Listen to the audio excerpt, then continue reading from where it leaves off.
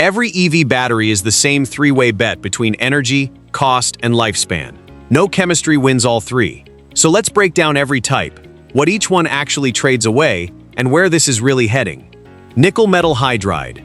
This is the chemistry that made the modern hybrid possible, and it's older than most people realize. Toyota put it in the very first Prius back in 1997, and the fundamental appeal hasn't changed since. A nickel metal hydride pack stores energy using a nickel alloy paired with a hydrogen-absorbing electrode, and while its energy density sits roughly 40% below lithium-ion, it makes up for that with sheer toughness. It shrugs off extreme heat and cold, delivers power in hard bursts without complaint, and is genuinely easy to recycle because of all that nickel. The original Prius pack held just 1.3 kilowatt-hours, yet the formula proved so dependable that Toyota has since sold more than 12 million hybrids on the back of it.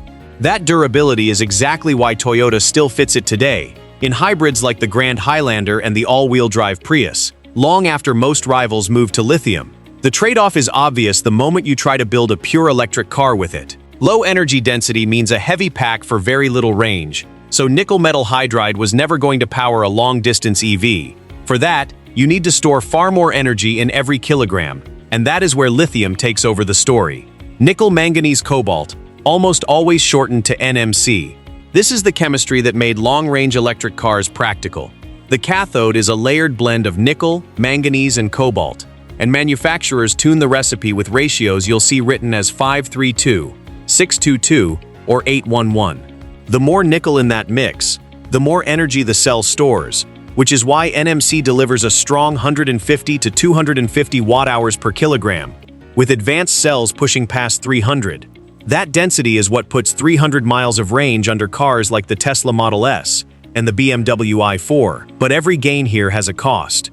More nickel means less thermal stability, with runaway risk climbing above 200 degrees Celsius if a cell is abused, and the cobalt inside carries both a high price and a genuinely troubling supply chain.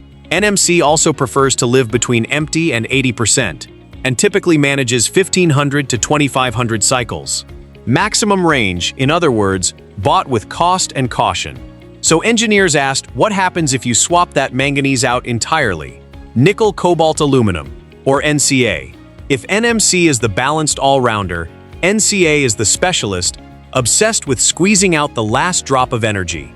It replaces manganese with aluminum, which stabilizes the cathode structure just enough to let the cell run even more nickel and push energy density right to the top of the lithium-ion range, comfortably around 200 to 260 watt-hours per kilogram. This is the chemistry Panasonic and Tesla leaned on for years, powering the Model S, the Model X, and the earlier long-range Model 3. The reward is exceptional range and strong power delivery from a compact, lightweight pack. The bill, though, is steep. NCA leans hardest on nickel and cobalt, which makes it among the most expensive chemistries to build and ties it tightly to the same volatile, ethically fraught cobalt supply that shadows NMC. It's also the most thermally demanding, requiring careful management to stay safe. For years, the industry treated this as the natural direction of travel. More nickel, more range, better battery. Lithium iron phosphate, or LFP. Here is the plot twist. The core patent traces back to John Goodenough's team in 1997, the very same year as the first Prius, yet it spent years dismissed as too weak for serious cars. LFP uses an olivine crystal structure that is remarkably stable under heat and stress, staying safe to around 400 degrees Celsius, and it contains no cobalt and no nickel at all. That makes it the cheapest mainstream chemistry, roughly $80 to $90 per kilowatt-hour at the cell level, 15 to 25% below NMC. It also lasts far longer, 3,000 to 5,000 cycles, and it's happy being charged to a full 100% every day. The catch is energy density, a lower 90 to 160 watt-hours per kilogram, and noticeably worse cold weather range, where losses can exceed 30%. Yet LFP now dominates the Chinese market and powers standard-range Teslas and nearly every BYD. Density traded away for cost, safety, and longevity. The obvious next question: could you lift that density without losing any of it? Lithium manganese iron phosphate, or LMFP. This is the answer to exactly that question, and it's essentially LFP with an upgrade. Chemists replace some of the iron with manganese, which raises the cell's voltage from around 3.2 up to 3.8 and lifts theoretical energy density by 15 to 20%, toward 230 watt-hours per kilogram, all at a nearly identical cost. Crucially, it keeps the same olivine stability and safety, and it even handles cold better than plain LFP. The clearest showcase is BYD's second-generation Blade battery, unveiled in March 2026, which pairs an LMFP cathode with a silicon-carbon anode and a flash charging system that refills from 10 to 70% in 5 minutes on a 1500 kilowatt charger, while delivering over 1,000 kilometers of range in top models and staying stable at -30 degrees. CATL's closely related M3P cells have already appeared in the Tesla Model 3. What makes LMFP so significant is that it narrows the range gap with nickel chemistries, while keeping iron phosphate's cost and durability.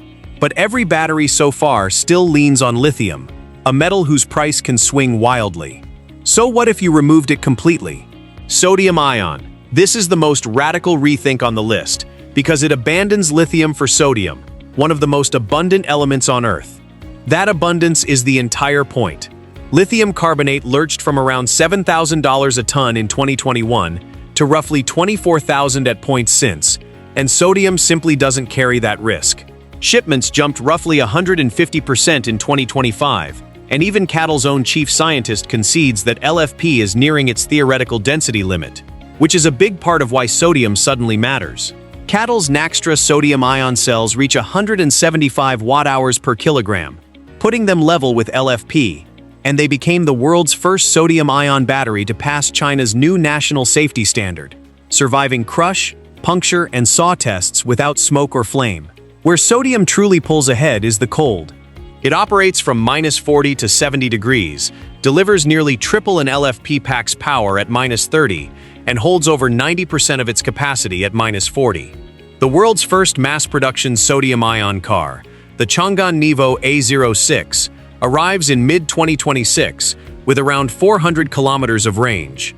An early attempt in 2023 flopped at just 170 kilometers, so this is a real leap. Sodium trades a little density for unbeatable cost and cold performance. Yet even it shares one last vulnerability with every chemistry before it: a flammable liquid inside. Solid state. This is the one everyone calls the Holy Grail, and it's where separating hype from reality matters most. The idea is simple and genuinely transformative. Replace the flammable liquid electrolyte at the heart of every cell so far with a solid material. Do that, and you unlock higher energy density, faster charging, and a dramatically lower fire risk all at once. QuantumScape's anode-free lithium metal cells have already been measured at around 300 watt-hours per kilogram, and its pilot production line came online in early 2026. Toyota has poured over $15 billion into a sulfide-based design, targeting its first solid-state car by 2027 to 2028, with a claimed 600-mile range and a 10 to 80% charge in under 10 minutes. So the prototypes are real. The catch is manufacturing. Building these cells demands precision measured in microns, and scaling that to millions of packs is brutally hard, which is why costs still sit around $400 to $800 per kilowatt-hour, several times today's roughly $130 liquid lithium packs, and true mass production isn't expected until 2030 and beyond. That is the honest line between breakthrough and marketing. The chemistry works in the lab, the affordable mass-market car is still years out.